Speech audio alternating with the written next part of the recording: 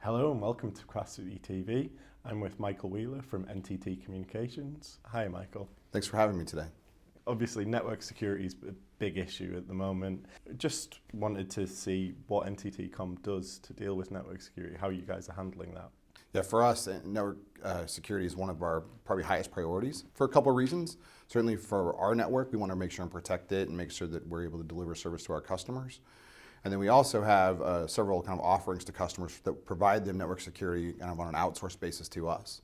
So we've done a number of things in regards to just the basic building blocks of how we built the network and the architecture that's in place to help us. We have some of our own kind of in-house built software and services that we utilize, as well as some external third-party vendor devices that we use for scrubbing of traffic in case of a DDoS attack or something like that. And so again, we'll use those items in relationship to protecting our network as well as protecting the networks of our customers who subscribe to those services. Our main one is called DDoS Protection Service.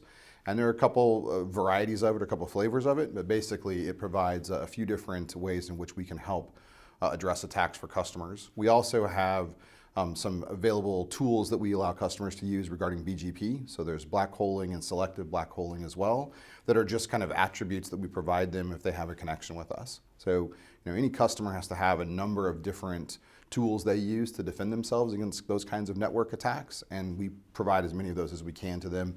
But many customers will employ other devices as well on top of what we would provide to them. So switching to network expansion, what was the thinking behind adding the new POPs in Frankfurt and Berlin to your existing sites in Germany? We added those locations primarily because of our acquisition of eShelter. So we, in general terms, look at adding sites in buildings where we know that our customers are either currently at or will be in the future. And so we have a business case assessment that we do for each one of those locations. In the cases of Berlin and Frankfurt recently, eShelter was an acquisition that we did as a broader company, NTT-wide, about a year ago. And ultimately adding our footprint of those sites was just part of kind of the combination of the services that eShelter has to offer at a co-location level and then our network there. So what markets might be next for expansion? We look at markets on a regular basis. We actually look at new markets as well as we look at buildings in existing markets. As you can imagine, the business cost or the business case assessment that gets involved in going to a new market is quite a bit more than just adding a building in a market that we're already in. So we do a little less frequent new market build-outs as just the cost structures are a bit higher. But we look at both buildings and markets on a regular basis, and we're looking in places right now. Certainly there's spots in Europe that we aren't currently.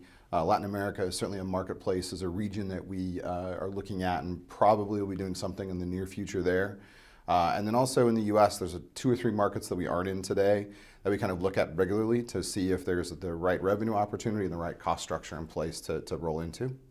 So NTT's been one of the pioneers in new technologies such as SDN. I just wondered what positive results have you seen since the implementation? Yeah, we've been running an SDN controller, which is what we call it, for over 15 years in our network. It's a core part of what allows our network operations to run efficiently and effectively. And so it's certainly grown a lot and matured over those 15 years. But as far as the effectiveness of it, it's been highly effective. It certainly allows us to manage our OpEx cost in a very important way. But it also provides a lot of functionality and kind of speed to market for innovation for customers. I mean, a lot of the things that will add to that existing structure today are tied to kind of customer requests or things that we see that customers may want to be able to deploy. And we templatize those once we've used them kind of on a standalone basis and roll them into our overall SDN structure. So for us, it's a critical part of our operation. It's a critical part of what allows us to provision customers quickly and have their services run effectively. And ultimately, there's a lot of varieties of SDN and even NFV if you go into that conversation as well. And we feel like we'll just continue to do more and more of that going forward, and particularly really looking to what our customers are asking for and kind of growing that system and that controller based around those kinds of requirements. And of course, you're deploying 100G technology. Just wondered how that's going and what trends you're seeing from customers.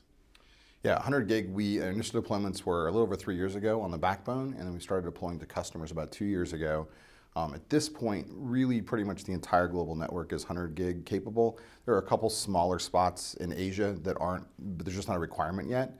But in general terms, the deployment has gone very well for us, both on a backbone level and for customer-facing port requirements. What we saw initially was a bit of a slow uptick, which we anticipated to be the case, mostly because the cost on the CapEx side was definitely not a benefit yet. That's really changed, and even from the beginning of this year, we've seen customers really moving more and more towards 100 gig, particularly as they're growing and adding incremental amounts of capacity. So for us, we think it's gone very well, but to be quite honest, it's going to continue to be a driver for bandwidth requirement and capacity for the next several years. That's brilliant. Thank you very much, Michael, for speaking to Capacity TV. Thanks for having me.